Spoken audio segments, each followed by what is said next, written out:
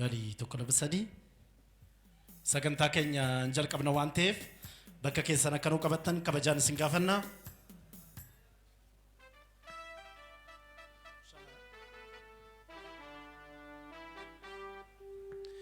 Keessumoonni keenya kabajamoon hundumtu keessan kan inni asitti argamtan waamicha keenya kabajanii baga nagaan dhuftan isiniin jenna. Anaa dhufu isiniin jenneerra. Maaloo irra deebi'aati al tokko harkaan haadhaadhaaf. Yaa warra Booranaa kottaa buna dhugaa. Yaa warra Arsii Baalee kottaa buna dhugaa. Ijoolleen Baalee Farsii kottaa buna dhugaa. Ijoolleen Karrayyuu kottaa buna dhugaa. Ijoolleen Harargee kottaa buna dhugaa. Ijoolleen Kamisee kottaa buna dhugaa. Ijoolleen Finfinnee kottaa buna dhugaa. Ijoolleen Shawaa kottaa buna dhugaa. Ijoolleen Wallaggaa kottaa buna dhugaa. Ijoollee Lubbaaboor kottaa buna dhugaa. Ilmaan Abbaa Jifaar ijoolleen Jimmaa kottaa buna dhugaa. Buna dhugaa malee buna nunatinaa. Buna dhugaa malee buna nunatinaa. Wal jaaladhaa malee wali namatinaa.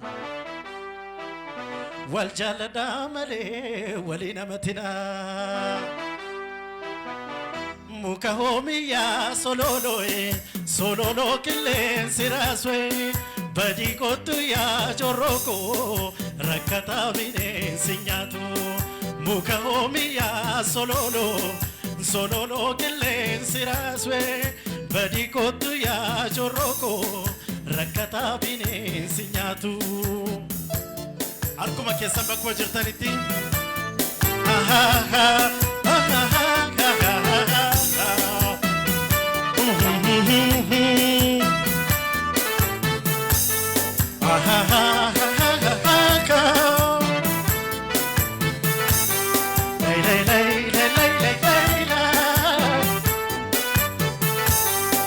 Muka hoomiyaa sololoo qilleensi raaswee badii kottu yaa jorrokoo rakkataa bineensi nyaatu.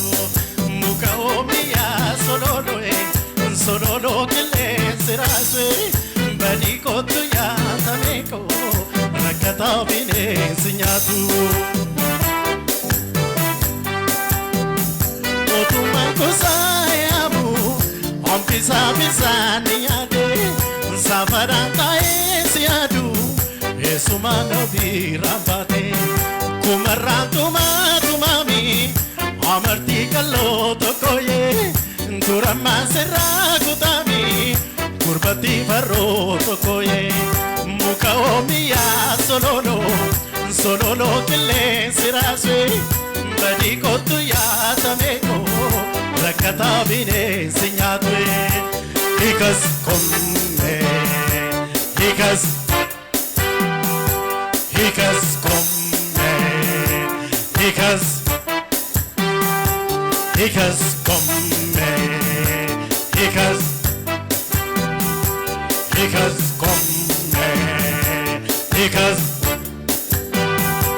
Koya daddy, koya daddy, koya daddy, koya daddy, koya daddy, koya daddy, koya daddy, koya daddy, koya daddy, koya daddy, koya daddy, koya daddy. Wallaka yaani tabitu, rakangi be kokolade, rakangi be kokolade. Wallane yantaladimtu, karani de tokoyade, karani de tokoyade. Hararge yababitu, rakangi be kokolade, rakangi be kokolade. Wallane yantaladimtu, karani de tokoyade, karani de tokoyade. Hikas kom, hikas.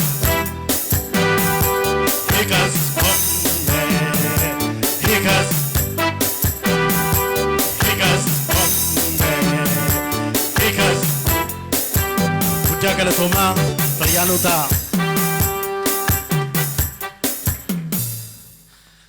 arraka na dandaa waltajjii irra numa jira amleen kennuudhaaf al tokko harka walitti naadha kabajamtoota daawwattoota keenya karaa miidiyaa hawaasaatiin hordofaa jirtan akkasumas immoo galma kana keessatti argamtan hunda keessaniin waamicha keenya kabajanii waan isatti argamtaniif guddaa isin galateeffanna. Kabajamtoota gaazexeessota keenya, kabajamtoota artistoota keenya, deebi'ee immoo na beektu miti baay'een keessan na beektu nattaane abbaan qabeenyaa tokko asitti argameera kabajamoo Mansuur Jamaal baga nagaan argamteenna. Nattaane namni hin jiru yaadaan ture inni waan dhufeef guddaan galateeffadha. Kabajamtoonni piroofeesaroonni keenya barreessitoonni akkasumas immoo kabajamaan barreessaan kitaaba kanaa Abdii Getaachoo baga guyyaa irraa geessee sin jenna. Egaan kabajamtoota keenya Abdii Getaachoo kitaaba hin seene jedhu yeroo barreessu sababa adda addaatiin kitaabni kun godina Jimmaa irratti osoo hin eebbifamin hafeera. Kitaaba kana eentan bise kan jedhu rabbitti dhiifnee irraa baluu isaan beeku abaluun jedhanii garuu warreen maatii abdii taatan kitaabni kun ifatti as magaalaa Finfinneetti eebbifamaa jira. Warreen immoo akkuma kana akka kitaabichi hin eebbifamneef warri deemaa turtanis baga gammaddan eebbifamaa jiraan jedha. Baga gammaddan. Egaan guyyaa irraa kana warreen aartiin Oromoo dhimma kooti. Oromummaan na laallata. Seenaa aadaa afaan uummata Oromoo guddisuu keessatti gahee koo ba'achuun qaba. Jettanii dhuftanii asitti argamtan hunda keessan guddaa galateeffannaa. Egaan gara waltajjiitti Leellisaan fuuldura kootti natti mul'atu barreessaa Leellisaan gara waltajjiitti dhufee haasaa baga nagaan dhuftanii kan inni nuu taasisu ta'a jechuudha. Hanganni gara waltajjiitti dhufutti immoo nuti waltajjiirraa simboorsaa kasanii wajjin turru ta'a jechuudha. Kana malee immoo sagantaa keenya keessatti waa'ee kitaabichaa ibsuun jira. Qophiilee simboorsan adda addaa qabannee jirra. Hundumtu keessan immoo yeroo keessan guddanii waan isinitti argamtaniif guddaa isin galateeffadha. Ofiif immoo al tokko hamlee naa kenna.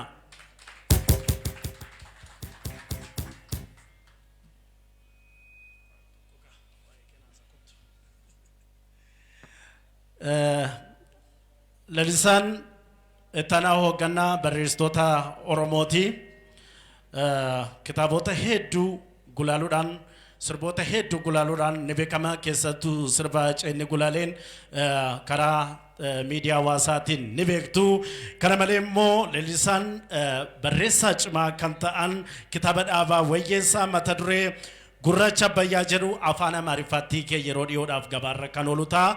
Inni barreessitoota keenya qabnu keessaa isa tokko baga nagaan dhuftan isiniin jedha. Amleedhaan naas maddaa. Galatoomii dhiifama afaan siyaanaatiin naasaa muudii natti qabatee ana Amaariffaan beeku ana miti kan Amaariffatti hiikaa jiru Mubaarik natti fakkaata odeeffannoo dogoggoraa si qaqqabeera ayyee ulfaadhaa baga nagaan dhuftanii waldaa barreessitoota Oromiyaa bakka bu'ee miti kan inni haasaa jiru garuu akkuma inni jedhe barreessaa olaanaa waldaa barreessitoota Oromiyaati. Waa'ee kitaaba kanarratti waa xiqqoo dubbachuu nan barbaada. Keessattuu kitaaba hin seene kan Abdiin barreesse qofa osoo hin taane dhimmuma ogbarruu Oromoo waliigalaa irratti jechuudha. Waa'ee ogbarruu Oromoo yeroo kaasnu waa'ee Jimmaa dubbachuu dhabuun ulfaataadha. Seenaa daldala garbaa biyya kanaa keessatti ijoolleen garbummaaf gurguramanii garuu immoo abidda bilisummaa qabsiisan ijoollee seenaa ogbarruu Oromoo qofa osoo hin taane seenaa ogbarruu Afrikaa keessatti maqaa gurguddaa qaban bara sanatti bara 1890moota keessa ijoolleen ogbarruu afaan Oromoo barreessuu jalqaban ijoollee Jimmaa Iluu ijoollee Wallaggaati. Waa'ee Jimmaa gaafa kaasnu waa'ee akka fedhee daalleefaa waa'ee Ooshoo faa kaasuun Ooshoo daalleefaa kaasuun keenya dirqama isaanii jechuudha jalqaba kan ogbarruu Oromoo yaada gara ogbarruu ammayyaatti fiduu jalqabe. Keessattuu bilillee baay'een keessan bareedina qofaan beektu garuu gumaacha isheen ogbarruu Oromoo keessatti taasiste gumaacha olaanaati ture. Magaalaan bulchiinsi magaalaa Jimmaa kitaabni afaan Oromoo akka achitti hin eebbifamneef dhiibbaa godhe gaafa jedhan tarii rakkoo seenaa wallaaluu tiimii bulchiinsa sanaatii laata jedhee yaada. Garee addaa uumee Jimma keessatti ogbarruu Oromoo jabeessuudhaaf irratti hojjechuuf seenaa sana deebisee kaasuu danda'uu qaba ture. Jimma waa'ee miidiyaa Oromootiinis yoo kaase maqaa dursaa qaba, waa'ee ogbarruu Oromootiinis akkasuma jechuudha. Kan biraan waan waliigalaa ogbarruu Oromoo bara ammaa kanarratti bara dukkanaa sana dukkana keessa ta'anii fuuncaa garbummaatiin yookaan daldala garbaatiin sababa fuulli isaanii gurraacha ta'eef sababa lafa bareedaa kanarratti dhalatan qofaaf gurguramaniitu garuu rakkina keessa ta'anii bilisummaa har'aa guddina ogbarruu har'aa isa abdiin barreessu isa ani barreessu isa nuti yaanee eebbifnu kan abjootani waggaa 100 fi wayi dura jalqaban har'a maalirra jira yoo jenne isaan dukkana sana keessa ta'aniitu kan eegalan nuti garuu ifa kana keessa teenye namoota murtaa'e kana taanee kitaaba eebbisuun xiqqoo ishee ulfaataadha. Itti yaadamuudha qaba jedhee yaada. Gama biraatiin ammatti warraaqsi ogbarruu haala gaariirra jira, haala namatti tolurra jira keessattuu waggoota 8 asitti namatti tolaa mata dureen wal fakkaachuu rakkoonni xixiqqoo jiru sun immoo gara fuulduraatti wanta institution waldaa barreessitoota Oromoo jalatti furamaa adeemu ta'a. Fakkeenyumaaf inseenii asitti eebbisaa jirra, inseeneen kan biraa immoo Naqamteetti eebbifamaa jira. Rakkoon akka kana gara fuulduraatti furamaa ni deema jennee yaannaa. Baga nagaan dhuftan ulfaadhaa. Abdii Galatoomii ulfaadha. Lalisaa guddaa galateeffannaa garuu hamileen itti xiqqaata. Barreessaa dargaggeessaa yeroo kanammoo barreessitoonni keenya kanaan dura yoo kitaaba barreessan eebbisiisuu miti kan isaan eeggatu mana hidhaa ture. Yeroo ammaa kanammoo bifa kanaan barreessitoota keenya jajjabeessuudhaaf warreen asitti argamtan guddaa galateeffannaa. Irra deebi'uudhaan kitaaba kana barreessuu keessatti immoo bu'aa bahii hedduu dabarteetta. Barreessaa Abdii Getaachoo guyyaa har'aa kana immoo baga geesse baga gammadde siin jenna.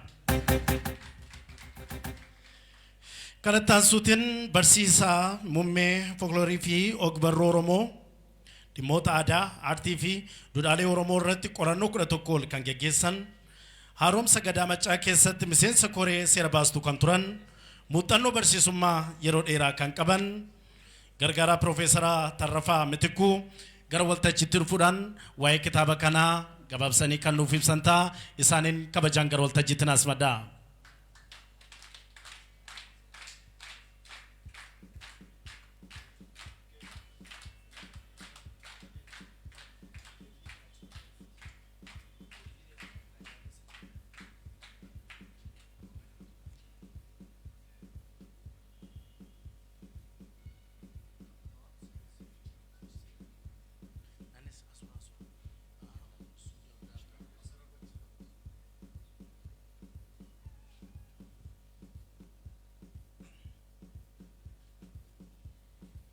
Yeroo waan barsiisaa waanuma kutata akka kanaa jaalata barsiisaani nuuf galcha.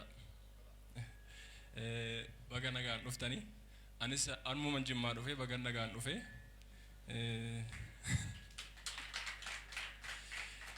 dhuguma waan akka kanaa irraa hafuuni waanuma mallee Abdii I thank you waan kanatti waan na affeerteef gareen barsiisaa Kaamil Faas ulfaadhaan jedha.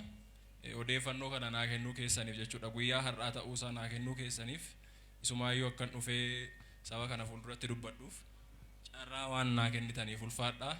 Tamaa madaraa keeti immoo yeroo natti hin gabaabsi. Meerren waa'ee ogbarruu Oromoo amma namni na fuuldura dubbate waa dubbatanii turan. Ogbarruun Oromoo akkamittiin deemee as ga'e yookaan immoo akkamittiin sadarkaa amma jiru kanarra magaalaa Finfinnee keessatti dhaabatanii waa'ee ogbarruu dubbachuu miti, miidiyaadhaan tamsaasuu miti. Rakkinoota jiran hundumti keenya iyyuu beeknaa dubbisneerra. Isa keessa darbee immoo iyyuu dargaggeessi akka kana dargaggeessi lafaa ol dhufaan barreessee kitaaban barreessee hoodhaa ogbarruu Oromootiif hangubaachee hoodhaa jennaan namni harkatti gaafa diduu ka'u aarii mamee akka nama aarsu yookaan immoo akka namatti dhaga'amu namoonni seenaa waa'ee ogbarruu dubbisan sirriitti hubatu jedhee yaada. Kanaaf kan inni dhufuu kootti baay'ee gammadee sin arguu koottis kan hin baay'ee gammadeef jechuudha.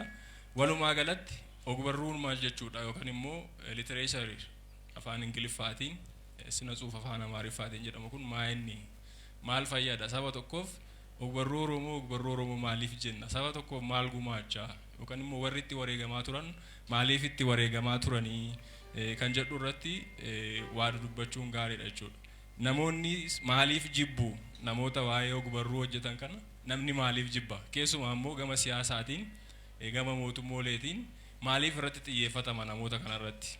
Namoota karaa aartii deeman, namoota karaa ogbarruutiin deeman maaliif xiyyeeffatama jettanii yoo kaastanii inni jalqabaaf inni guddaanii ogbarruun dadammaqiina uuma yookaan immoo namoota dadammaqsa akka isaan dadammaqan akka isaan dorgommii keessa galan godha jechuudha. Kanaaf warri aangoo qabu namni yoo dadammaqe yookaan immoo dorgommii keessa yoo gale aangoo kanarraa fudhata. Inni qabeenya qabu qabeenya kanarraa fudhata. Wal sodaachuudha jechuudha. Beekumsa uumaa, kalaqa uumaa, dandeettii uumaa, tokkummaa uumaa, sabboonummaa uuma jechuudha irra caalatti immoo. Sabboonummaa ofitti amanamummaa uuma jechuudha. Namni waan afaan isaatiin barreeffame gaafa dubbisu, namni waan afaan isaatiin sirbame gaafa dhaggeeffatu, namni aartii garaagaraa afaan isaatiin hojjetame gaafa ilaalu ofitti amanaa deema, sabboonummaan jabaachaa deema jechuudha. Warri sabboonummaa jamaata sanaa yookaan immoo garee sanaan barbaanne immoo akka wanti sun ba'uun barbaadan yookaan immoo akka wanti sun hojiirra ooluun barbaadan jechuudha. Kanaaf kitaaba kana keessatti waan kanatu jira jechuudha.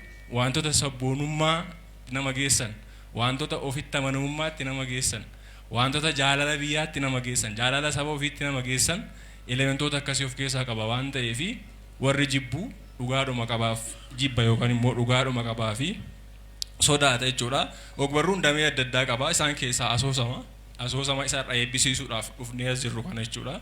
Asoosamni kun hojii saayinsii, hojii kalaqaa, hojii aadaa wantoota garaagaraa walitti fidanii kalaqa ofiitti dabalanii yookaan immoo yaada ofiitti dabalanii yaada sana mi'eessanii bareechanii barreessuudha yookaan immoo bareechanii namootaaf dhiyeessuudha jechuudha. Gama kanaatiin asoosamoota afaan Oromootiin jira yoo fudhanne asoosamoota muraasa maqaa dha'uu dandeenya jechuudha. Isaan iyyuu asoosamoota bara 1980 keessa barreeffaman yookaan immoo waggoota almost gara waggaa 25 waggaa 20 keessa barreeffaman jechuudha. Isaa asitti warri barreeffaman baay'een isaanii ariitiidhaan waan barreeffaman yookaan immoo namoonni miiraan waan barreessan jechuudha. Dubbisuu irraa yookaan immoo waan dubbisan sirriitti gaffageessanii barreessuu dadhabuurraan kan ka'e jechuudha. Amma waan sana faallessuu argaa jirra. Yeroo ammaa kana immoo yeroo gabaabaa kana jidduutti immoo dargaggoonni barreessanii xiiqiidhaan yookaan immoo naa'ummaadhaan barreessanii waan duraan jibbaa turre sana namni maaliif ariitiidhaan barreessaa waan hin mi'oofne waan gabaa irratti hin gurguramne waan halkan tokko barreessanii bulan kana maaliif barreessu jennee ijoollee qeeqaa turre nuti. Gaafa waa'ee ogbarruu Oromoo barsiifnu namoota akkasii qeeqaa oolla jechuudha. Quuqaa sana, qeeqa sana, gaabbii xiiqii ijoolleen maaliif barreessuu dadhabanii, dargaggeessi keenya maaliif barreessuu dadhabe, akka Dhaabaa Wayyeessaa faatti, akka Isaayyaas Hordofaa faatti maaliif barreessuu dadhabanii jennee qeeqaa turre jechuudha. Dhuma kanarratti gaafa arginu kitaaba Dhaabaa Wayyeessaa fa'aa yeroo sana barreessan, kitaaba Isaayyaas Hordofaa fa'aa yeroo sana barreessan, kitaaba Kumsaa Burraayyuu fa'aa yeroo dheeraa dura barreessanii har'a immoo yeroo ammaa kana keessatti kitaaba sana fakkaatu, kitaaba sana walgitu yookaan immoo kitaaba sana nu irraanfachiisuu danda'u argachuu keenyatti waan gaarii yookaan immoo gammachuu guddaatu namatti dhaga'ama jechuudha. Kana maaltu na jechisiisee yoon jedhee achi keessaa ragaaleen fuudhee isinitti hima jechuudha. Tokkoffaa asoosamni waa'ee kalaqaati, waa'ee suuraa miiraa yookaan immoo imagination yookaan immoo imaginarii waan jennudha. Inni kan biraan immoo qooqa mi'aawaadha. Asoosama tokko kan jaallatamu yookaan immoo akka jibbamu kan taasisu jechuudha. Kalaqa jechuun maal jechuudha? Waan jiru irratti hundaa'u yookaan immoo haala qabatamaa naannoo sana jiru irratti hundaa'u jechuudha. Asoosamni hojii kalaquuti. Wanti kalaqamu garuu waan jiru sana irratti hundaa'uu qaba jechuudha. Jimma keessa maaltu jira, Finfinnee keessa maaltu jira, waan qabatamaa sana irratti hundaa'a jechuudha. Kanaaf hojiin abdii wantoota kana irratti hundaa'a jechuudha. Iddoo seenaan sun itti hojjetame namoonni seenaa sana keessatti kalaqaman sunniin haala qabatamaa naannoo sana faana jiru yookaan immoo hawaasa sana fakkaatu agarsiisu jechuudha. Kana agarsiisuudhaaf immoo suuraa miiraa fayyadamu. Waan sana suura kaasee yookaan immoo viidiyoodhaan waraabee namatti agarsiisu. Jechaan namatti agarsiisa jechuudha. Jecha filatee namatti agarsiisa jechuudha. Filannoon jechootaa yookaan immoo jechoota mi'aawaa filachuun, qooqa mi'aawaa filachuun karaa ittiin asoosamni akka jaalatamu godhu tokko jechuudha. Kanaaf asoosama kana keessatti qooqa mi'aawaa filachuu pilaas iddoo sana fakkeessuu pilaas maal kan biraa immoo suuraa miiraatiin waan sana agarsiisu jechuudha. footoo yaada namaa keessatti kaasu jechuudha. Yeroo namni gadde maal ta'a? Yeroo namni gammade maal ta'a? Gammachuun namaa akkamitti ibsama kan jedhu nama gammade sana sammuu namaa keessatti suuraa isaa uumuun hojii guddaadha jechuudha. Inni kan biraas keessatti asoosamni aadaa seenaa hawaasa sanaa calaqqisiisuu qaba. Seenaa fi aadaan hawaasa tokko immoo karaan ittiin calaqqisiifamu maa inni jennee yoo ilaalle afaan hawaasni sun dubbatu keessaa qooqa yookaan immoo loqoda jenna. Qooqa daayilektii jechuudha. Kanaaf seenaan naannoo Jimmaatii waa'ee namoota Jimmaatiin barreeffamu daayilektii akkaataa jechoota Jimmi itti dubbatu. Jimmi akkamittiin dubbata? Nama Jimmaa dhufe tokkoo fi nama Harargee dhufe tokko fuula isaa gargar baasnee beekuu hin dandeenyu. Garuu gaafa isaan dubbatan dubbii afaan isaanii sanarratti beekuu dandeenya jechuudha. Kanaaf asoosama kana keessatti namni sun karaaktarii yookaan immoo nam fakkiin sun eenyu akka ta'e yookaan immoo seenaan sun iddoo kamitti akka barreeffame hubachuudhaaf gaafa waa'ee nam fakkii sanaa barreeffama sanarratti hubattu jechuudha. Nama gara Bishooftuutti dhufe, nama gara Ambootti dhufe, nama gara Baaleetti dhufe, nama gara Arsiitti dhufe akkaataan dubbii isaanii irratti barra jechuudha. Akkaataan dubbii kuni consider godhamee asoosama keessa galuunsa asoosamni kuni akka inni mi'aawu yookaan immoo akka inni jaalatamu taasise jechuudha. Kana malees jechoota naannoo sanaa yookaan immoo jechoota hawaasni naannoo sanaa ittiin beekamu hin teenyaan nyaatamuun dubbatamuun gara biraa yoo deemtanii akkaataa biraatiin isinii ibsama jechuudha. Jimmatti haala kanaan dubbatamuunsaa asoosama sana keessatti consider godhameera jechuudha. Daayilektii abdiin fayyadamee abdii amma abdii faana haasa'aa jiru abdii isa kitaaba kana faana haasa'aa jira jechuudha. Kanaaf asoosamni sana guutuunsaa seenaa diinagdee hawaasa naannoo sana ilaalcha keessa galchuunsaa miidhagina barruu kanaatiif yookaan immoo miidhagina asoosama kanaatiif waan guddaa gumaacha jechuudha. Inni kan biraan asoosamas ta'e hojiileen aartii kan biraa aadaa hawaasaa keessaa elementoota adda addaa fudhachuu qabu jenna. Kanaaf warri dubartootaa yookaan immoo warri shamarranii asitti waan baay'ee nu gargaaruu dandeessu. Gaafa daabboo tolchan, gaafa biddeen tolchanii amma bukeessanii amma tolchu. Amma bukeessanii amma tolchan. Jalqaba midhaan bukaa'u sanatti raacitii naqu. Raacitiin sun waan duraan turedha yookaan immoo waan duraan jirudha jechuudha.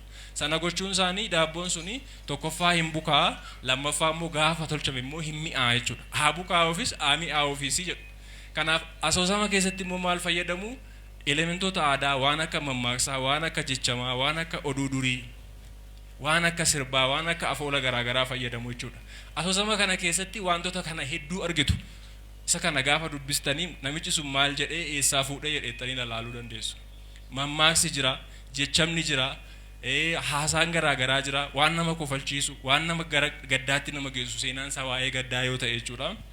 Kanaaf barreeffamichi raacitii of keessaa qaba jechuudha. Waanuma har'a daakame, har'a bukeeffame, har'a tolfame miti jechuudha. Waan bilchaate waan raacitii of keessaa qabu. Kanaaf afoola Oromootiin raacitiidhaan bukaa'eera yookaan immoo raacitiidhaan bukeeffameera jechuudha. Kanaaf cuuphata qaba jechuudha. Waanuma yaada habdii qofa osoo hin ta'in waan yaada Oromoo falaasama Oromoollee waan of keessaa qabu yookaan immoo wantoota kanneen fayyadama jechuudha. Kana keessaa immoo gaafa baanu asoosamni ruqoota yookaan immoo caaccuulee yookaan immoo elements afaan Ingiliffaatiin waan jennu of keessaa qaba.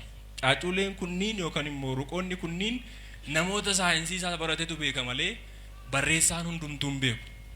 Yoo barate except mana barumsaa literature yookaan immoo barruu baratee yoo galee barateen ala jechuudha. Garuu gaafa seenaan tokko ijaaramu elementoota kanarraa ijaaramuu qaba jechuudha. Inni kan biraan karaan ittiin kitaaba kana otoo hin jajiin bira darbuu hin dandeenye umurii kanatti yookaan immoo dargaggummaa kanatti elementoota kana hundumaa hubachuu beyond the science deemu jechuudha. Saayinsii yeroo tokko nama daangessa. Saayinsiin ogbarruu yeroo tokko nama daangessa. Barreessaa mirga guutuu qaba. Garuu immoo saayinsii dhimmoo isa daangessa. Saayinsii sana cabsanii deemuudhaaf immoo tiyooriin tokko jiru yookaan immoo yaadiddama yookaan tiyooriis afaan Ingiliffaatiin jedhamu. Tiyooriin suni realism theory jedhama. Realism theory sun waa'ee maaliiti? Barreessaan waan dhugaa jiru dabee deemuu danda'a. Addunyaa yeroo hundaa gammachuudha. Addunyaa yeroo hundaa gaddaa. Addunyaa yeroo hundaa jaalalaa miti. Namni tokko iyyuu miira adda addaa keessa oola. Amma gammadaa takka turee dallanuu danda'a. Amma boo'ee takka turee sirbuu danda'a. Amma haaree takka turee immoo boqonnaa fudhachuu danda'a jechuudha. Kanaaf realism theory kun waa'ee maalii kanaati jechuudha. Asoosamni yeroo hundumaa waa'ee jaalalaa, waa'ee dargaggeessa tokkoof waa'ee dargaggeettii tokko waa'ee nama bareedaa wayiitiif waa'ee intala bareedduu wayii waa'ee sooressa wayii yookaan immoo waa'ee hiyyeessa wayii kana ta'uun qabu lamaan isaayyuu wal duukaa deemsisuu qaba jechuudha. Gammachuu gadda seenaa kana keessatti maal argitu nam fakkii ijoon yookaan immoo mucaan obsaa jedhamu as keessa jiru maqaa isaallee isinitti himuun barbaanne gaafa kitaaba sana dubbistan baruu qabdu jedhee waan yaaduuf jechuudha. Mucaa kanarratti wanti ta'u immediately jijjiirama wanti hundumtu amman gammadaa amma immoo sababa adda addaatiin gaddaa amma boqotaa amma immoo sababa adda addaatiin teenshinii adda addaa keessa galaa inni kuni waan realizim tiyooriin jedhu sun namatti agarsiisaa jechuudha. Inni kan biraan seeneffamoota baay'ee keessatti yookaan immoo asoosama baay'ee keessatti nam fakkiilee gosa lamatu jira. Nam fakkii isa ijoo fi diina isaa kan ta'e akkuma fiilmiif daraamaa keessatti arginu tokko jira nama gaarii waan gaarii hojjetu inni tokko immoo nama gaarii waan gaarii hojjetu sana balleessuudhaaf kan duukaa deemee adamsu jira. Seenaan baay'een kanaan beekamu antigonist protaagonist jedhuun afaan ingiliffaatiin. Kanaaf isa sana uumuun dirqama jechuudha asoosama keessatti. Asoosama kana keessatti garuu jarri sun lamaan jiru protaagonistiinis antigonistiinis uumamaniiru garuu seenaa sana deemsisuudhaaf dirqama miti jechuudha. Kun realizim tiyoorii namoota waa'ee fiikshinii sirriitti hubatantu beeka jechuudha. Kanaaf abdiin beyond the science deemee yeroo gabaabaa keessatti namoota muuxannoo qaban kan isaan fayyadamuu hin dandeenye fayyadamee waan kana fideera jechuudha. Inni kan biraan waa'ee ergaa isaatiiti. Ergaan asoosama tokko yookaan immoo asoosamni tokko ergaa qabaachuu qaba. Ergaan isaa sun waan jaalalaa, waan jibbaa, waan aarii, waan gammachuu, waan argachuu, waan dhabuu wantoota kanneen irratti xiyyeeffata. Kan as keessatti waan maatii irra caala sirriitti xiyyeeffatameera. Waan maatiin walitti dhufeenyi maatii yookaan immoo walitti dhufeenyi abbaa fi haadhaa ijoollee irratti dhiibbaa akkamii uumuu akka danda'u. Achii booda immoo ilfilannoon nuti namoonni faana oollu namoonni faana jiraannu eenyu akka ta'an baagiraawundii isaanii duuba isaanii fuuldura isaanii osoo hin beekin namoonni nuti hiriyummaadhaaf ollummaadhaaf jaalalaaf filamnu dhumarratti waan gaarii akka hin finne keessumaa waan eenyummaa faana wal qabatu wantoonni kunniin xiyyeeffannoo sirriitti argatanii barreeffamaniiru jechuudha. Inni kan biraan karaa seenaan ittiin himamu asoosama keessatti seenaa sana nama namaaf himu. Abdiin mucaa tokko irratti xiyyeeffatee barreesse. Waa'ee seenaa sanaa eenyutu hima? Mucichumti haa himatu moo namni biraa dhokatee waa'ee seenaa mucaa sanaa haa himuuf kan jedhu filachuun namoota barreessitoota yeroo baay'ee chaalenjii godhu keessaa tokko isa kana. Inni kun perspeektiivii lama yookaan immoo kallattii lamaan ta'uu danda'a. Namni seenaa sana fakkeenyaaf obsaan nam fakkii ijoodha seenaa kana keessatti obsaan an akkanan ta'ee achittiin dhaladhee achittiin guddadhee jireenya akkanaan dabarsee yeroo akkanaan jaaladhee yeroo akkanaa dhaqoofaaf baankoo wal lolanii jedhee haa himatu moo waa'ee obsaa namni biraa namni sadaffaan haa himu kan jedhu jechuudha. Waa'ee kanaa mucaa kanaa kan himuu qabu nama sadaffaa ta'uu qaba jedhee murteessuunsaa the right decision murtee sirreessa jechuudha. Maal jennaanii yoo mucaan sun ofii isaatii himate seenaan sun hin bareedu so what is a fiction. Kanaaf nama biraatu waa'ee isaa hima jechuudha. Namni biraan sun immoo waa'ee mucaa sanaa amman beekuu danda'a. Inni kun ija sadaffaa jennaani ija sadaffaa waa hunda beekaa jechuudha. Yeroo mucaan sun taa'u, yeroo inni ka'u, yeroo inni ciisu, yeroo inni deemu, yeroo inni mana fincaanii deemullee seenaansaa wanti dubbisaa jalaa dhokatu hin jiru jechuudha. Kana kan filachuu danda'u seera kana kan fayyadamuu danda'u yookaan immoo mala kana kan fayyadamuu danda'u barreessitoota muuxannoo yeroo dheeraa qaban barreessitoota yeroo adda addaa kitaabota adda addaa barreessanii kitaabota sanaan milkaa'uu dadhaban kitaaba isaanii isa dhumaa irratti gaafa dhufanii hojii akkasii bareedaa kana fidanii dhufu jechuudha. Garuu amma jalqabumaan yookaan immoo yeroo dhuma jalqabaatiin seeneffama kana ija sadaffaadhaan himu ija sadaffaa keessaayyuu immoo ija sadaffaa isa hundumaa beeku isa baas galas nam fakkiilee achi keessa jiran hunda isaanii tokko isaanii beeka. Kan obsaa qofa miti. Kan hiriyaa obsaas, kan haadha hiriyaa obsaas, kan abbaa obsaas, kan haadha madadis. Naroonni kun iddoo adda addaa jiraatu for that matter. Inni kaan Bishooftuu jira, inni kaan Jimmaa jira, inni kaan iddoo adda addaa jira. Namoota kana hundumaa iddoo isaan jiranitti beekee namni waa'ee isaanii himu abdii osoo hin ta'in nama seenaa sana seenessedha jechuudha yookaan immoo nama seenaa sana himudha waan ta'eef nama sana kalaquu danda'uun yookaan immoo nama sana tolchuu danda'uun isa tokkodha jechuudha. inni kan biraan waa'ee haala jiruuf jireenya hawaasa naannoo sanaa jechuudha. Yoomeessa jennaan yookaan immoo afaan Ingiliffaatiin setting jedhuun settingin sun waan sadii of keessaa qaba. Tokko yeroo of keessaa qaba yoom kan jedhu. Inni kan biraan immoo eessa kan jedhu iddoo of keessaa qaba. Inni kan biraan haala hawaasummaa naannoo sanaa. Hawaasni naannoo sanaa dubbii isaa, uffannaa isaa, nyaata isaa, hojii isaa, diinagdee isaa illee dabalata jechuudha. Kanaaf achi keessatti kan baay'ee nama rakkisu iddoo akkanaatti namichi tokko dhalatee yeroo akkanaatti mucaa tokkotu guddatee jedhanii himuu miti. Haala hawaasummaa sana sirriitti hubachuudha jechuudha. Haala hawaasummaa sun maal dabalata? Nyaata, dhugaatii, qonna, hojii waan hundumaa dabalata jechuudha. Kanaaf haala hawaasummaa sana akkuma jalqaba irratti siniin jedhee kalaquu danda'uun dandeettii barreessaa kanaa isa kan biraati yookaan immoo isa olaanaadha jechuudha. Inni kan biraan safuulee hawaasni Oromoo qabu ibsuu. Fakkeenyaaf waa'ee moggaasa maqaa, akkaataa maqaan ittiin nama moggaafamu, waan jireenya baadiyyaa, waan loogaa yookaan immoo haasaa, waan akka kanaa kana, waan uffannaa, waan dhugaatii, waan nyaataa, akkaataa eebbitti eebbifamu, akkaataa sirbitti sirbamu, kana hundumaa himuun jechuudha. Isa kan biraati jechuudha. Keessumaa iddoo tokko tokkotti immoo jechoota irraanfataman yookaan immoo dagataman isaan kanneen seenaa kana keessatti tokko duubaan booksiidhaan natti boottifachaa jira. Kana ibsuu danda'uunsaa jechoota fakkeenyaaf jechoota namoonni baay'een hin beekne waan akka mukukkula yookaan lookoo waan kanneen kunniin hedduu isaanii tarreessuun hin danda'ama. Interest of time I'm going to jump it. Inni kan biraan waa'ee qooqaati.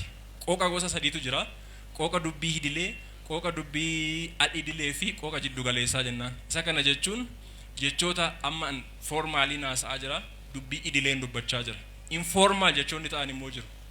Jechoota fakkeenyaaf yeroo hiriyummaa waliin haasoftu shuuf maal waliin jedhu miti. Isaan kunniin jechoota idileeti. Jechoota kana hundumaa jechoota sadarkaa hundumaa fayyadamuunsaa dandeettii kitaaba kana keessatti argine isa kan biraati jechuudha. Kanaaf inseeneen kallattii hundumaan yookaan immoo karaa hundumaan kitaaba milkaa'edha. Abdii baga milkooftan jedha. Galatooma.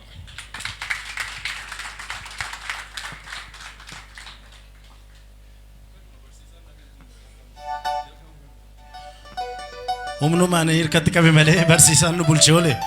Amleenaa kennaa fi nama barsiisuu keessatti ogummaa yeroo dheeraa waggaa 11 ol qabanidha. Kana malee immoo qorannoo aartii fi afaan Oromoo irrattis qorannoowwan 11 ol nama barreessanidha. Irra deebi'aatii barsiisaadha afaan Amleenaa kennaa fi jirtu mee jiraachuu keessan Amleenaa nutti agarsiisa.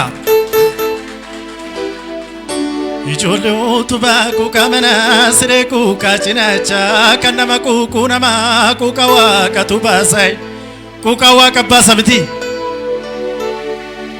Ilametti tabbaa koo tokkicha koo yaasa koo portaaleensa yaasa koo baasa leencai gara nama kan kee abbaa koo gara si maqaan kee taphte maqaan kee duwwaan akka waan dhiira hin qabne akka waan goota hin qabne.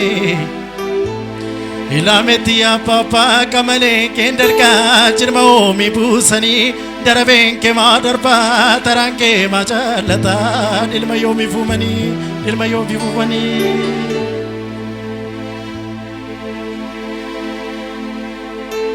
ashara shari gugubadaki ajesa sifa changar mamsi challe mata ke klensrase Ada side se rabbi pada se gerar gurbe amma tani wali lalun injiru arkana dati tenye wali lalu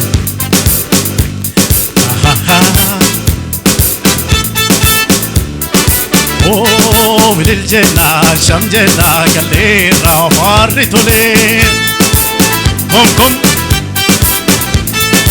Oh, wilil jenna, sham jenna, galera marritule.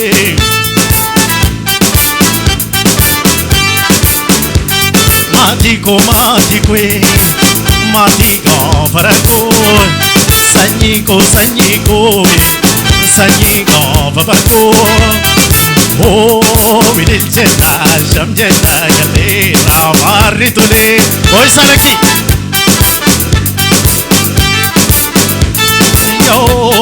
yooma gugurrareessa yoone yooma gugurrareessa yoono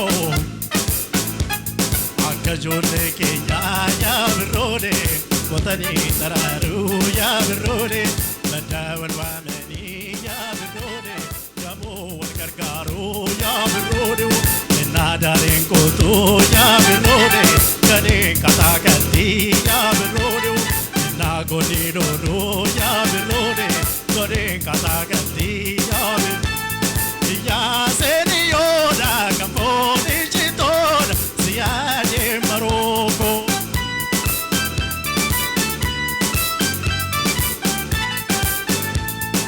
yaa seeni yooda kambooni jitooda siyaadee marooko kokkomia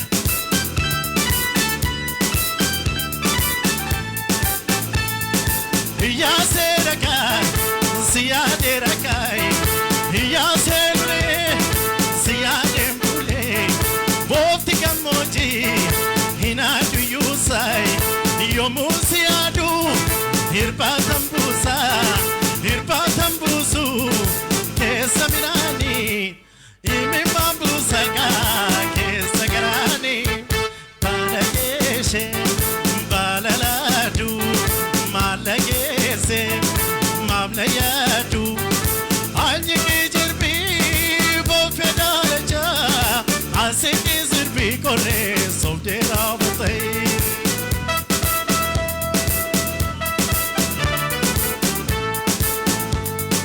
Komkome, komkome, komkome, komkome, komkome, komkome, komkome. Yaa seniora kamponi jiton siade marokwe.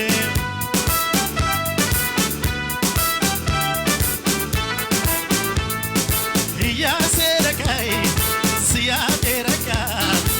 Yaa serule siada mbule.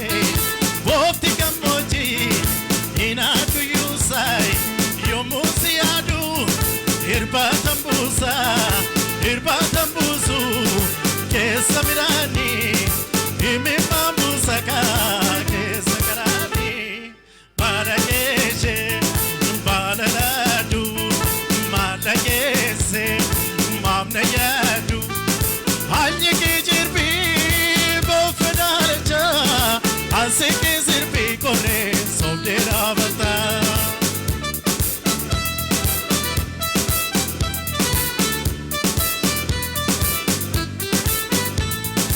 Jasi galate fada unda keessanii bagana gaanduftanii asitti argamtanii isiniin jedha silmanna danda'a jedhee galee ka simboo arsaas waltajjii irraas keessummeessaa wajjiniin turre akkam isinitti toleera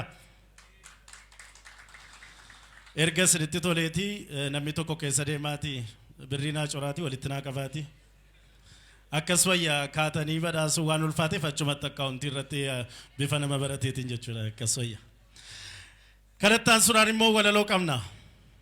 Walaloo kana kan nu dhiyeessu ituu maqaa isaa isinitti himinini waa tokko isinitti himaa hundeessaa bokkuu aartiitii yeroo jalqabaatiif bokkuun aartii galgala magaalaa Finfinnee keessatti akka dhiyeessu warra taa'isa keessaa isa tokko al tokko hamlinaa kennaafi.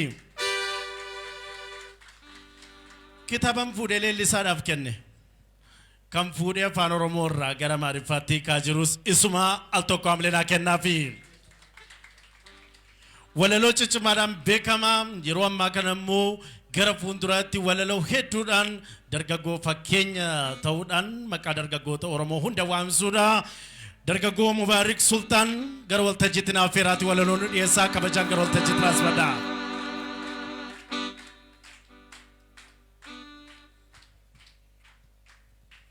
Galatoma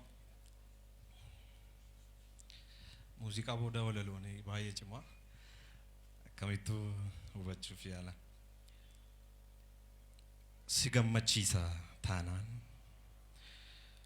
gammachiisa taanaan guyyaa dhaloota keetii waggaa waggaan kabajaa fuuldura namootaatti leellisaatan si jajaa si gammachiisa taanaan jechoota malalchiisoo wal cinammoo hiriirsaa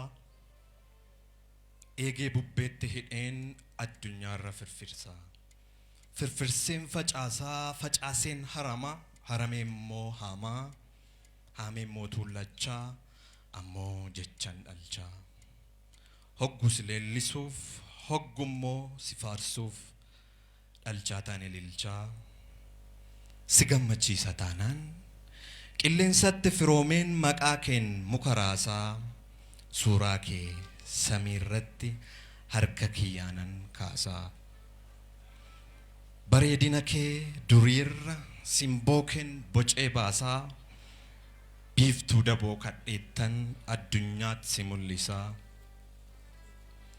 si gammachiisa taanaan laga ta'ee lola'een dachee goggoge jiisaa maqaa kee dhaabaa darbeen siidaa baraan si kiisaa si gammachiisa taanaan akka odaa bal'adheen dibaabee kee siif ta'a bakka fuura fudhannaa gaaddisa keen siif ta'a siif jecha kan maraadhe lallabaa ijoon ta'a maraataa baraa ta'een qullaa deemuu danda'a si gammachiisa taanaan akka urjii samii ishee gad ilaaltu akka dachee bal'oo ishee ol ilaaltu alii ol si qabaa alii gad si qabaa doonii jaalalaatiin alii si dhidhimsaa alii si liqimsaa ammoo si raffisaa ammoo si kaasaa dacheerran si marsaa ardiirran si naannessaa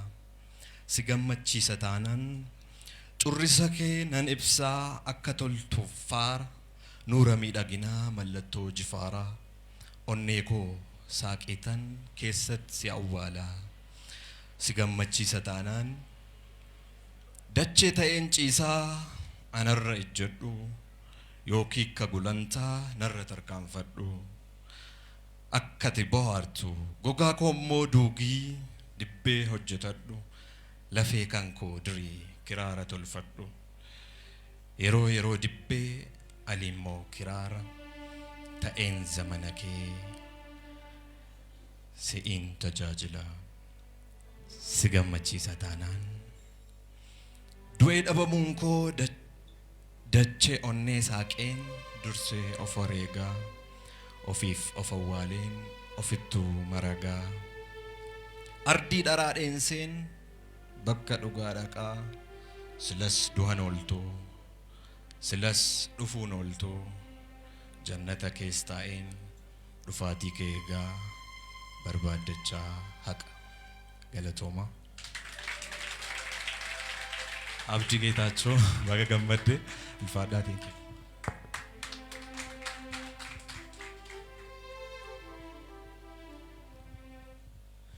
guddaa galateeffannaa mubaarakiin irra deebi'aati hamdinaa kennaafi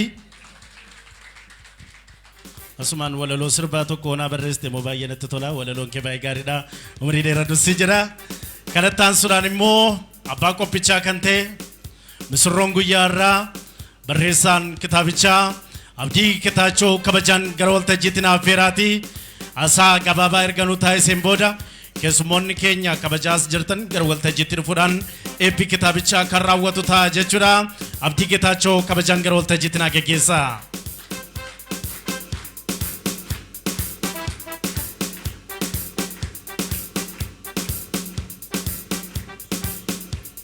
galatooma ulfaadhaa waamicha koo kabajanii dhufuu keessaniif kabaja guddaa nisiniif qabaa ammallee irra deebi'ee ulfaadhaa isiniin jechuun barbaada. Egaa tarii eebbi kitaaba kootii akkasitti ta'a jedhee yaanneen ture namoota baay'eedha sagantaa kanarratti naman kanan affeeruu barbaadee ture.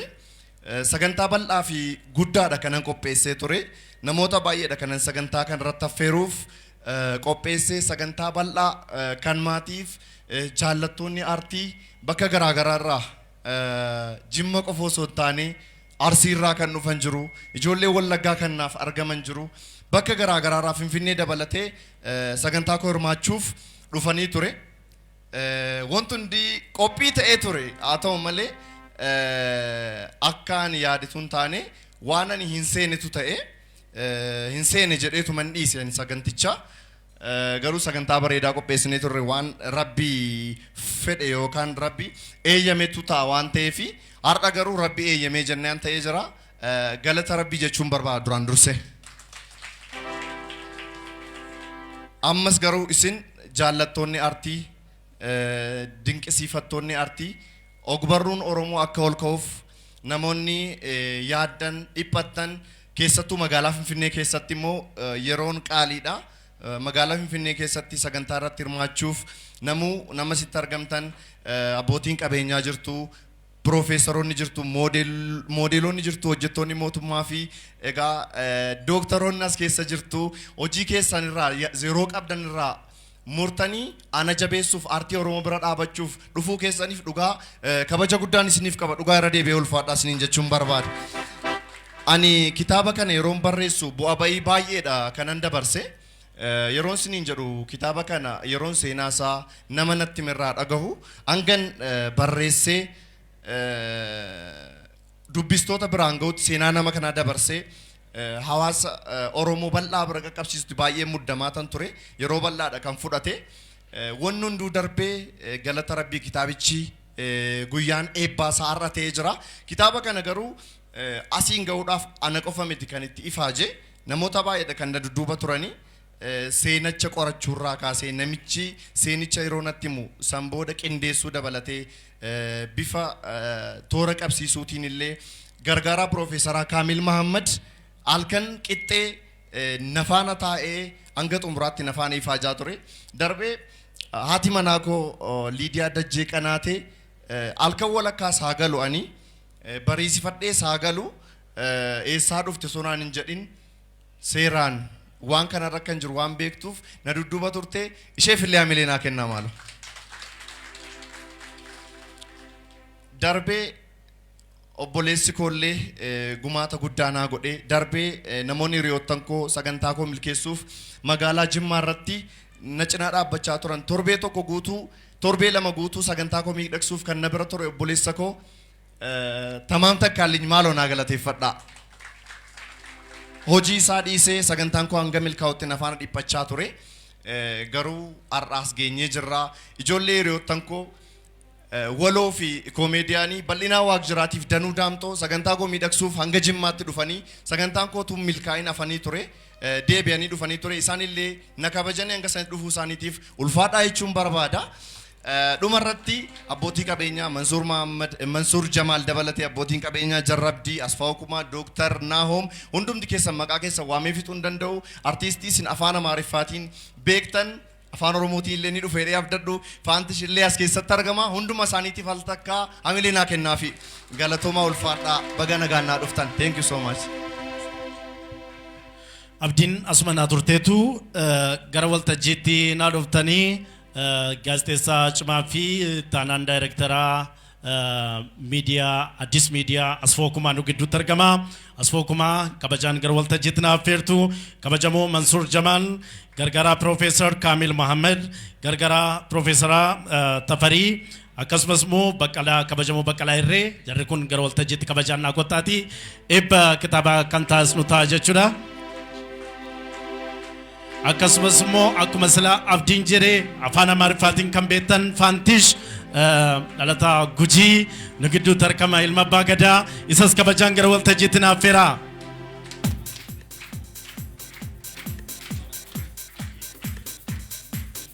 Abbaa qabeenyaa abdiinis kabajaan gara waltajjiitti nu dhufta isis kabajaan si affeerrirra abdiinis gara waltajjiitti nu kottu eebba kitaaba kan taasisnu ta'a.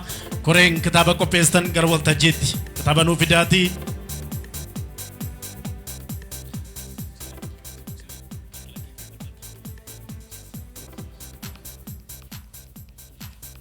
Koreen kitaaba qopheessan kitaaba nuu fidanii isin warri teessanii jirtu immoo keessummoota keenya kabajaa kana yeroo isaan gubanii asitti argamaniif al tokko hamilee kennaafi.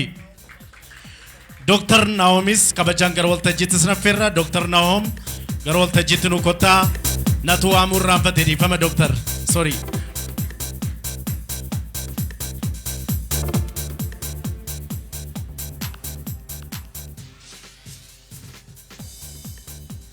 sagantaa eebba kitaabaatu gaggeeffamaa jira amlee nu kennaa fi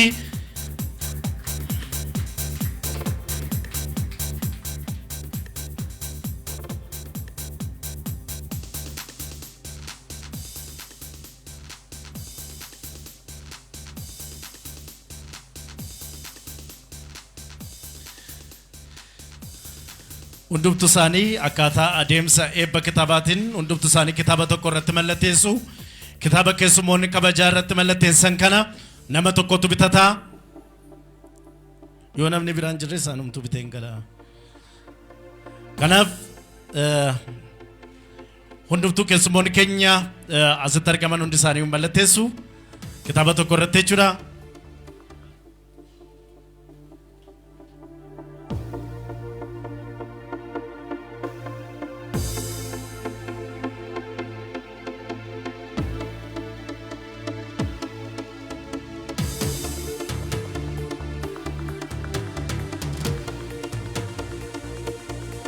kabajamtoota keessummoota keenya asitti argamtan akkasumas immoo karaa miidiyaa hawaasaatiin yuutuubii Abdii Getaachoo Abbabaa Caaliitiin hordofaa jirtan guyyaan eebba kitaaba Inseenee as magaalaa Finfinneetti gaggeessaa jirru qophiilee bohaarsanii fi bashannansiisaniif itti dhiyaata yeroo ammaa kana daawwattoonni keenya hordofaa jirtan bakka adda addaa teessanii yaada keessan qabdan nu kennaa jecha kitaabni kun immoo yeroo dhiyoo keessatti bakka isin jirtanitti akka isin bitattaniif isinii kan finnu ta'u waadaa kan isinii gallu ta'a karaa feesbuukiitiin yuutuubiitiin akkasumas kallattiidhaan kan hordofaa jirtan maatiin Abdii Getaachoo kanneen asitti argamtan hundumaa guddaa isin galateeffannaa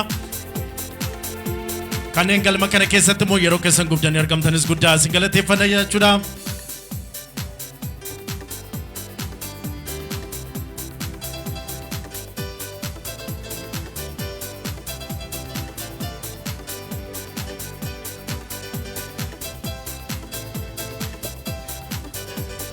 Egaan keessummoonni keenya asitti argamtan hunda keessan guddaa isin galateeffannaa bakka teessuma isaaniitti kabajaan na geggeessaa.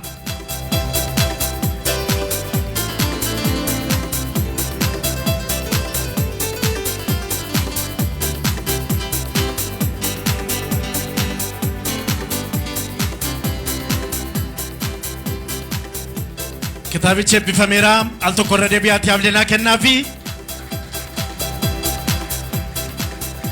keessummoonni keenya kabajaa asitti argaman martu kitaaba isaan irratti mallatteessan qaama bitatuuf yerootti gurgurru jechuudha nama bitatuuf jechuudha sababni isaa mallattoon hundumtuu irra jira qaaliiwwan Oromoo ijoollonni babbareedonni keenya waltajjiitti ba'anii kanneen irratti mallatteessan kana eentu bita kan jedhu gatiin ka'umsa kitaaba kana Profeesar akkanaan jedhetti gatiin ka'umsa kitaaba kana 500 jedhee 500 namni bitu yoo jiraate isatti dabarsinee kennina jechuudha yeroo qabnu yeroo keenya qusachuudhaaf gaggabaabsinee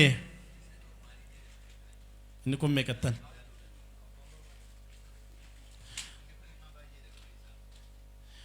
kitaabni walii gallisaa 500 bitadha kan isa kanaa garuu birriin isaa guddaadha gatii ta'eefi jedhan hin danda'amu gatii ta'eef namni bitus hin jiru atumtuu fuudhii galiidhaniiru ishi galatooma. ايش طلع كتابة كنا سينا بوابي هدو كسبة بريفة مكانا مكا كوتي في سكنا توتي بريكو مكوراني إمبيتا جري مسور جمالي فاملنا كنا في بريكو مكوران أفنا تمو أنو منتو تدبالي بيتولات أفنا تمو أنو تدبالي بيتو نمني برا يونجران نساف كننيتو deemna waan ta'eef booda kanatti immoo namoonni gurguddaan hedduun hin argamtu mul'attu fuuldura koo jirtu maqaadhaafis akka tolutti isinuma eegaa jira harka ba'uun eegaa jira akkan keessan deddeemne immoo maayikiin keenya waayirlesii miti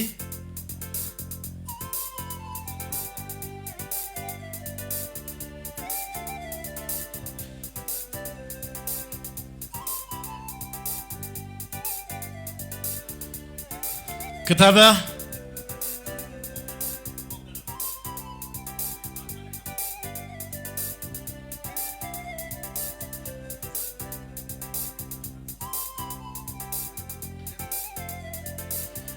boodarra warri ta'anii jiran lakki obbo Mansuur birri 10,000 miti kan sirraa eegnu kanaafi maqaa keetiifis gaarii miti nuti itti daballee 12,000 fudhanna jedhaniiru isaaniif haamleenaa kennaafi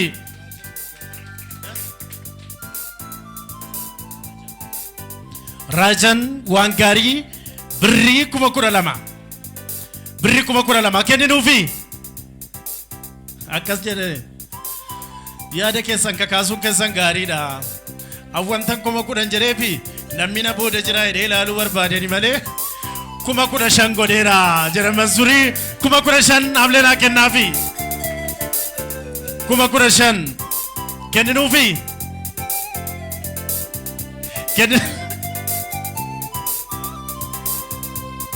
Kuma 15,000 kenninuufi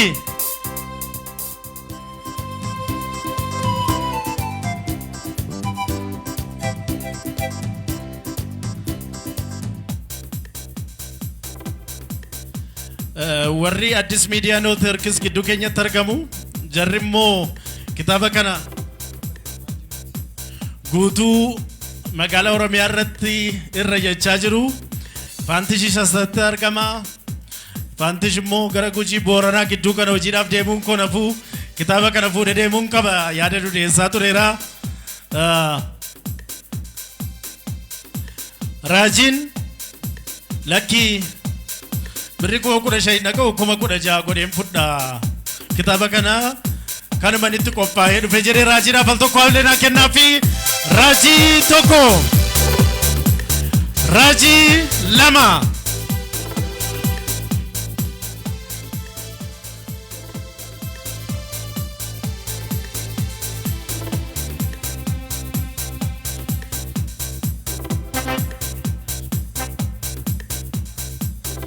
Raajiin 16,000 jedhee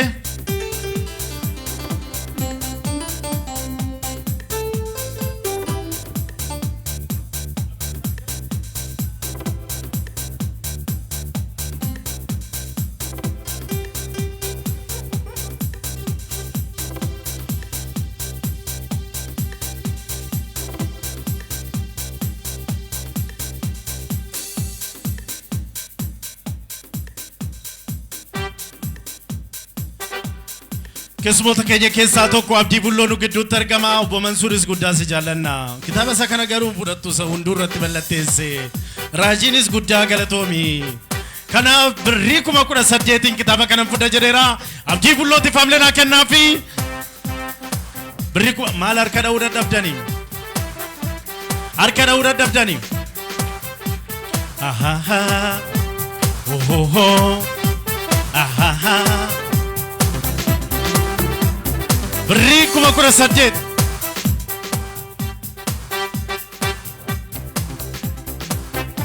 birrii 18,000 fudheen gala warra kaaniin galatoomaa isiniin jechaadha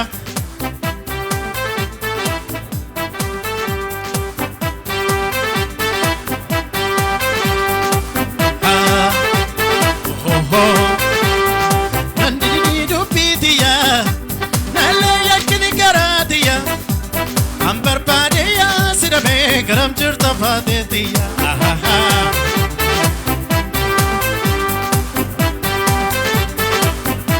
birrii 18,000 abdii fudhatee galu lakkoofnuufi tokko lama lakkoofnuufi lakkoofnu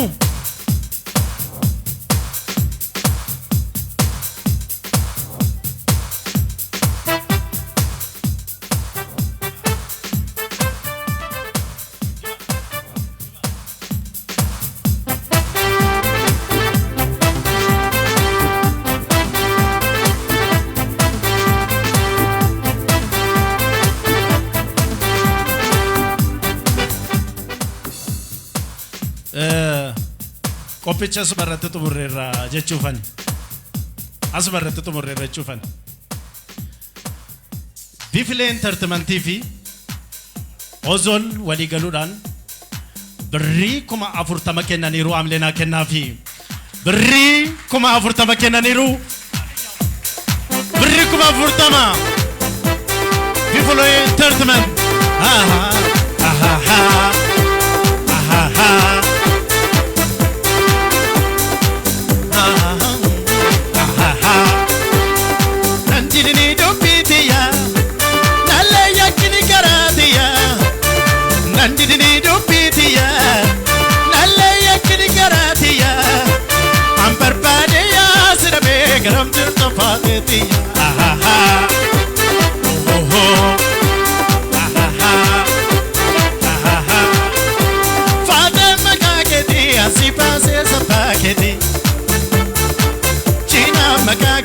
Así pase esa paquetita. Wawa kisi ke ne baat bitun reketi. Wawa kisi ke ne shin bitun reketi. Ambar pade oh, ambar pade ya sirabe garam tirta pate diya.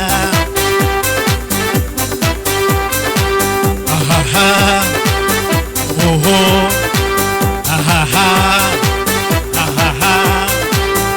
oh oh, ah ah.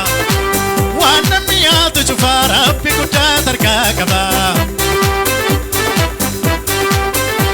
Wana miya tu chufara pikuta tarka kaba.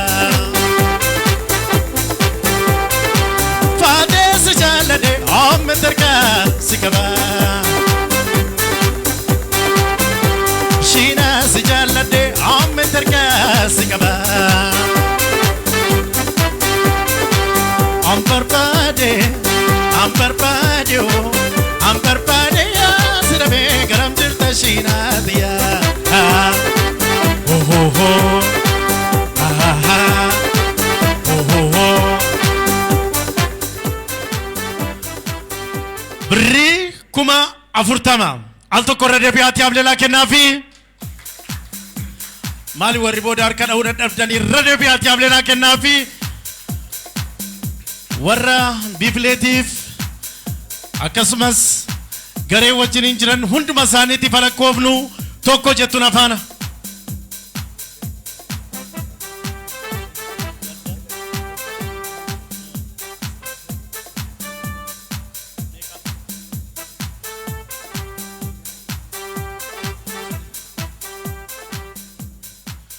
Nagam boko du malas jechuna mala Nagam boko du malas jechuna warri bifiles nagan gala wana ma wana tino jintur tanif galatoma warri kani sundike saru galatoma barreessaan kitaaba kana godina Jimmaa Limbuutti dhalate al tokko amleenaa kennafi Waljaan dargaggoota limmuu immoo kitaabni kun limmuutti galuu qaba jechuudhaan birrii 70 kennaniiru. Ahaha ahaha ahaha ohoho ahaha gara limmuutti galaa jira birrii 70 ahaha anis al tokko waldaa dargaggoota Lubbaa Booritti dawwaleen gaafadha malee maanan salphistanu. إيش بالبلين جتني إيش أنيس بالبلين والدان درجة غوني لو بابور يوكو بيسن لكن نجريني والجا درجة غوتا لمو بريكما تربا تملكم نا تو كجرا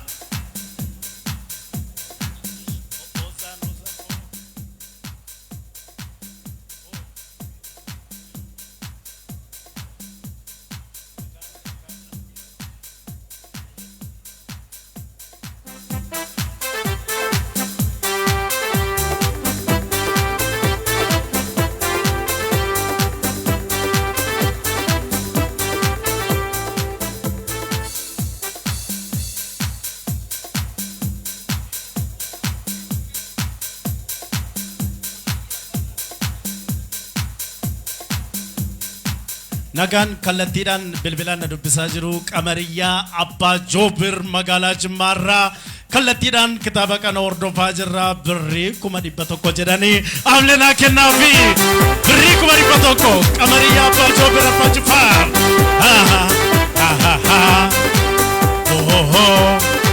bilbila adda addaa biyya laaf biyya keessaan kallattiidhaan nu bilbilamaa jira. Ozaan guddaa si galateeffannaa nu jiraadhu. Ozaanis abbaa qabeenyaa Finfinnee keessaa isa tokkodha.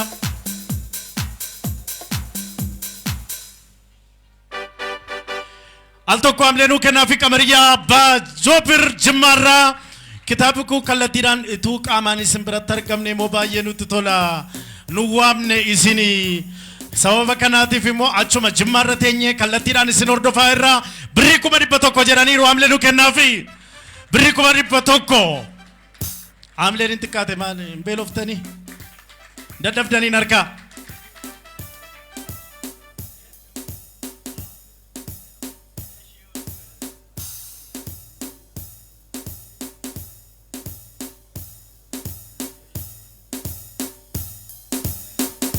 warreen immoo kallattiidhaan nu hordofaa jiran Ameerikaa jiran jechuudha.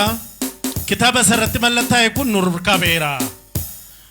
Isa kanan dorgomnu garuu birrii 60,000 kitaaba kan biraa hin binna jedhaniiru amleenuu kennaa fi kitaaba kan biraa yoo isinii danda'ame gareen silas baatani kitaaba isa nu 60,000 binnu irratti nu mallatteessaa isinii jedhaniiru adaraa mallattoo keessan warra Ameerikaa jiraniif irra nu taa'isaa fi amleenuu kennaa fi Jimmaa qamariyyaa abbaa Joobir birrii 100 warreen kallattiidhaan nu hordofaa jirtan miseejis nu erguu dandeessu nu bilbiluu dandeessu sagantaan keenya xumuruu irra gahaa jira. Kanaaf kallattiidhaan warreen nu hordofaa jirtan hunda keessaniin kitaabni hin seene eebbifamaa jira. Shamarman yaa shamarman yaa shamarman amleen jiru yaa shamarman yaa shamarman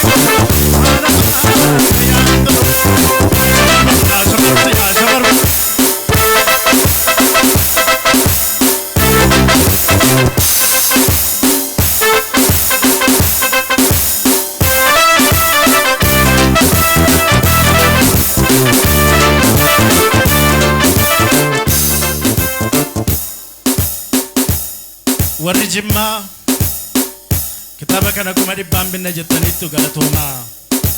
Warri Ameerikaas 60,000 binna jettaniittu galatoomaa. Nu warri godina Iluu Abbaa Booraas kitaaba itti mallattoofne tokko birrii 50,000 biteera jedha. Kabajamoo Mansuur Jamaal amleenaa kennaa fi birrii 50,000 warri Iluu Abbaa Booraa jirtu warri Iluu Abbaa Boor jirtu warri Iluu Abbaa Boor nu barreessaa nu bilbilaa warri itti dabaluu barbaadanii anis godina Iluu Abbaa Boor bakka bu'uudhaan kitaaba tokko dubbiseen fita amleenaa kennaa.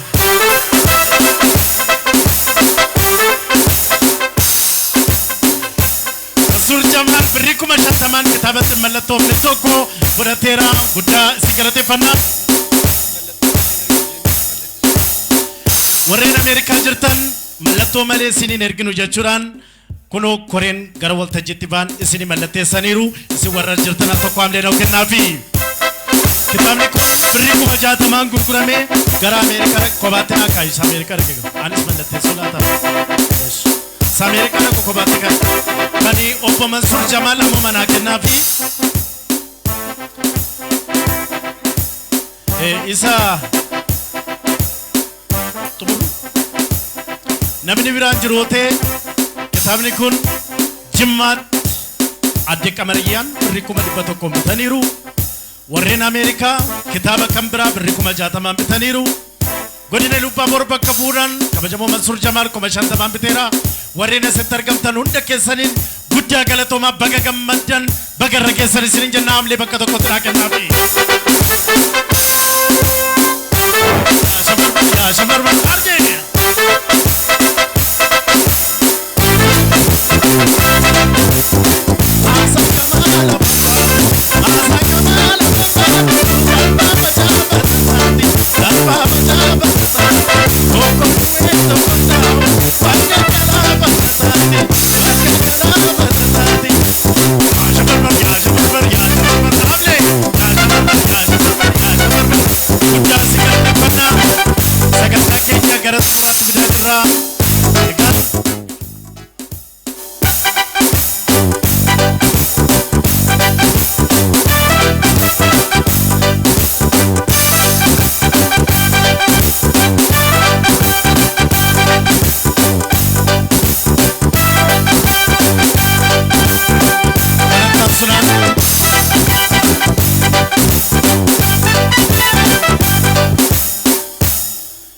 Keessummoota keenya asitti argamtan akkasumas immoo mana keessan teessanii karaa miidiyaa hawaasaatiin hordofaa jirtan hunda keessan guddaa isin galateeffannaa.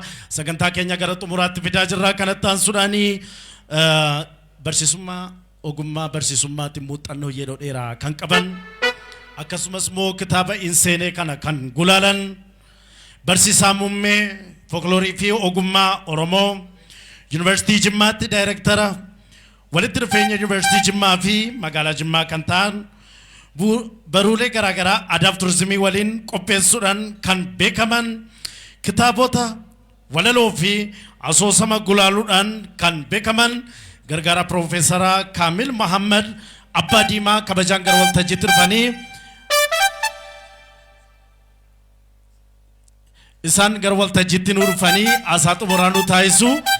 Isa dura garuu barreessaa kitaaba kanaa kan ta'e Abdii Geetaachoo gara waltajjiitti dhufuudhaan kitaaba amma Mansuur Jamaal Bitee kabajaan akka inni naa kennuuf gara waltajjiitti sadan isaanii iyyuu naaf feera.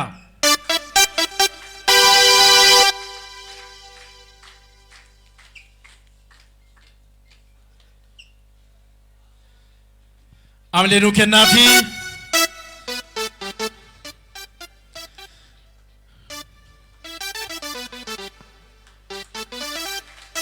guddaa galateeffannaa isaaniin yeroon narti geera waan jedhaniif kabajaan naa geggeessaa amlee naa kennaafi. Galatoomaa ulfaadhaa ani baay'ee dheeressu garuu Finfinnee keessatti akkanatti afaan Oromoo dubbachuudhaaf carraa argachuutti guddaan gammadaa. Yeroo jalqabaatiif Finfinneetti afaan Oromoo hiriyaa kootii wajjiniin wantattiitu cufte. Dhufneeti gara Finfinnee Adaamaa leenjiidhaaf deemaa afaan Oromoo taaksii keessatti gaafa dubbannu bara 2002 ganna keessa jechuudha. Taaksii keessatti namni hedduun garagalee nu ilaala. Ture jechuudha gadda 2002 adoolessa keessa ture.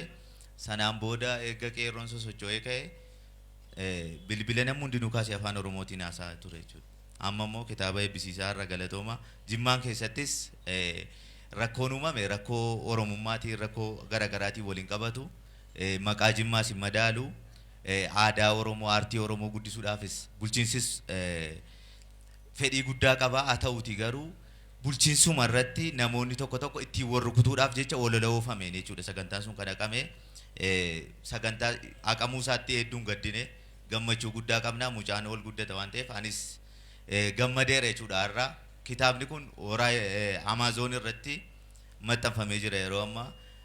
Mismaarreen mataa keessa gadhaa'amuudhaan tuuja baataa deemaa jedhee raayyaa abbaa macaatu jedhee. Kanaaf mucaa kanaaf hamilee ta'a waan ta'eef waan guddaas miti. Sababni isaa aartii Oromoo dhiisaati. Kan Amaaraa warri barreessaa turan kan akka Abbee Gubbeenyaa fa'aa aspaaltii irra utuu deemin du'ani kitaabuma barreessan jechuudha. Kitaaba barreessitoota rakkoon akkasiinuma quunnama waan ta'eef akka guddaatti ilaallu jechuudha. Warri Jimmaas qopheessuudhaaf socho'aa turtan sagantaan kun asitti bakka giddugala Oromootti eebbifameera waan ta'eef baga gammadan isiniin jedha. Aartiin Oromoo daran guddataa deemaa jira. Sababni isaa kitaabni seeneen kun yeroon gulaalu yeroon dubbisu dogoggora qubee saayinsii isaa tokko tokko yeroon ilaalu abdiidhaan situ barreessee fahin jedha ture bilbilee. Kitaaba kana sii miti kan barreessan jedha. Maaliif umuriin isaa xiqqaadha. waa'ee ogbarruun baranne kitaaba baay'ee nama ajaa'ibu ture dubbistanii argitu waan afaaniin jejanii dhiisanuu miti jechuudha barsiisaa rafeen isin inni jeje waanuma isin argitanu haa ta'uutii garuu uummanni Oromoo waa'ee ogbarruu irratti waa'ee aartii irratti waliin falmuu yookiin gandatti geessuu yookiin siyaasatti geessuu hin qabu jedhee yaada. Kan PP miti, kan ABO miti, kan KFO miti jechuudha. Ogbarruun kan uummata Oromooti. Akkasitti hubatamuu qaba. Hanqina kanatu jira waan ta'eef warri immoo kana irratti duuluu irraa utuu kitaaba dubbisanii eenyu hundinuu jechuudha. Inni utuu kitaaba dubbisee namuu waa'ee aartii, waa'ee Oromummaa kan ijaaree asiin ga'e barreeffama qabaachuu keenya jechuudha. Safaarii koomiidhaan inni itti duulaa jirruuf afaan Oromootiin maaf hin barreessineedha. Kanaaf asumaan waan kan yeroo dubbachuufani afaan Oromootiin isa barreessu nama keenya isa mindeessu galatoomaan siniin jedhe jechuudha. Barsiisaa guddaa isaan galateeffannaaf leenaa kennaafi kitaabni kun gurguramuu eegaleera as mana keessatti gatiin ka'umsa kitaaba kanaa birrii 300dhaan koreen qopheessan gurguraa jiru waan ta'eef namoonni asitti argamtan kitaaba kana bitattanii fudhattanii akka baatan jenna koreen kitaaba gurguraa jirtanis immoo akka gurgurtan isiniin jenna kan biraa immoo kallattiidhaan ta'anii karaa miidiyaa hawaasaatiin jimmaarraan hordofaa kan jiran abbaa qabeenyaa godina jimmaatii keessattuu qonnaan baay'eedhaan beekamu naannoo as shawaa bahaa kanarratti baay'ee qotaa turaniiru amma immoo naannoo jimmaatti qonnaan bu'aa qonni argamsiisu dhiyeessaa kan jiran Sayyidozaan Abdullaziz kallattiidhaan kan hordofaa jiru kitaaba kana birrii 150 bitateera guddaa galateeffannaaf leenaa kennaafi 150 kitaaba kana bitateera Ozaan guddaa si galateeffannaa kana malees immoo magaalaa Jimmaa irratti kitaabni kun akka eebbifamuun bu'aa bahii hedduu keessa nama nu duukaa darbaa turedha har'a immoo kallattiidhaan osoo hordofaan jira otoon isin bira taa'ee kitaaba kana isin waliin eebbisiisee guddaa natti tolaa ture garuu kallattiidhaan isin hordofaan jira waan ta'eef birrii 150 jedheera leenaa kennaafi egaan sagantaa keenya gara xumuraatti geessaa jirra karaa yuutuubiitiin feesbuukiitiin kallattiidhaan sagantaan kun darbaa jira waan ta'eef bareeduma sagantaa kanaatiif hundi keenya kaanee bakka tokkotti shubbisnee dhiichisnee sagantaa kana xumuruu isiniin jedha wayyuu amleenaa kennaal tokko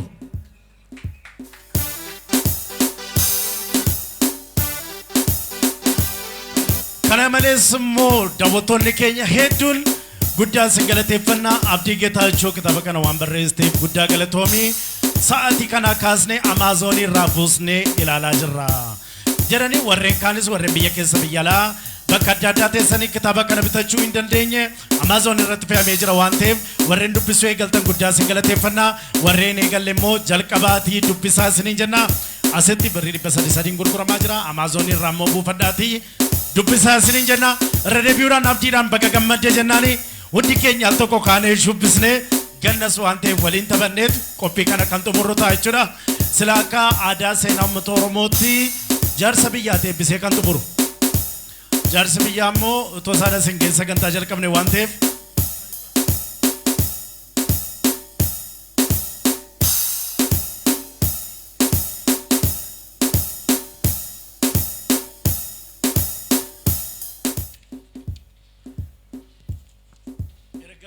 kitaabicha hunduma isaa dubbisi jedhu na bira ga'ee isiniin dubbisan eega dubbisu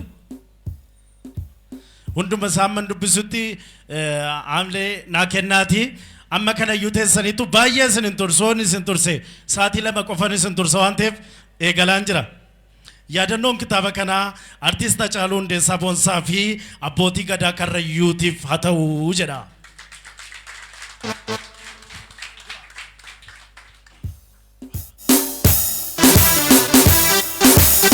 Hundi keenya kaanee waliin taphatee qophii kan xumurutaa daawwattoonni keenya mana keessan akkasumas bakka adda addaa keessan hordofaa jirtan guddaa isin galateeffannaa warreen as jirtan sagantaa suuraa qabna waan ta'eef sagantaa suuraa barreessaa kitaabaatti waliin akkasumas immoo abbootii qabeenyaa keenya beektota keenya gaazexeessota keenya ciccimoo jiranii wajjin akka kaatan isin jenna mee al tokko harka keessan hin argama.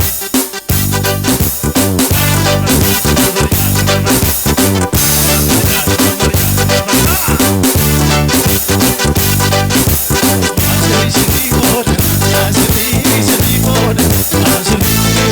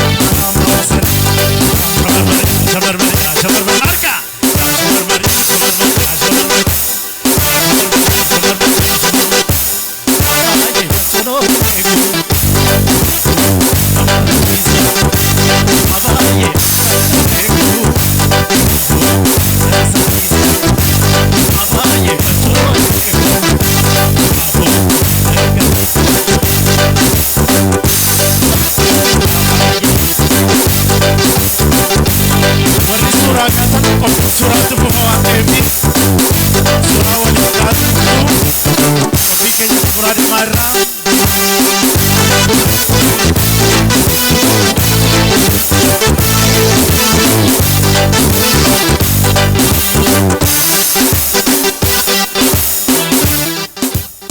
Asa birri dhibba tokkoon asa al tokkoon dhaggeeffata. Akkaawuntii kennu erginaan jedheera galatoomii abbaa koo harkatti kan dhibbanaa kenne akkaawuntii irratti moomee kanaa galchana booda namichi kun al tokko amleenaa kennaa fi sirbaa akkasumas immoo waltajjii keessummeessaa waan nu bu'aasteef guddaan si galateeffadha. Namoota waltajjii keessummeessan hedduu argeera. Jarri garuu sirbanu ati garuu nu sirbaa waa lama taatee nu keessummeessitee guddaa galatoomi. Kan harkana jirtu birri 250 250 taaksiidhaan hin gala. 100 jedhee na badhaasee al tokko amleenaa kennaa fi saa kana kaatanii bakka waltajjii kanatti keessummoota kabajaatti kaatanii sirna suuraa ka'uu jira waan ta'eef suuraa barreessaa kitaabaa Abdii Geetaachooti wajjin sirna suuraa ka'uu jira. Kabajamtoota daawwattoota keenya karaa miidiyaa hawaasaa yuutuubii akkasumas immoo feesbuukii Geetaachoo Abdii Geetaachoo Abbabaa Caaliitiin hordofaa turtan guddaa isin galateeffannaa. Kitaabni inseenee bifa ho'aa kana fakkaatuun as magaalaa Finfinneetti giddugala mana nyaataa kakuu maammeetti bifa kana fakkaatuun isin eebbisiisneerra. Kanattaan suuraan immoo nyaanni aadaa baay'een jira mana kakuu maammee. Qororsaa barbaadan ancootee yoo barbaadan keessattuu immoo warri daadhii barbaadanis yoo jiraate asitti bu'aaraa isiniin jenna. Sirni sagantaan suuraa ka'utti fufaa turtii gaarii galatoomaa kabajamaa isiniin jenna.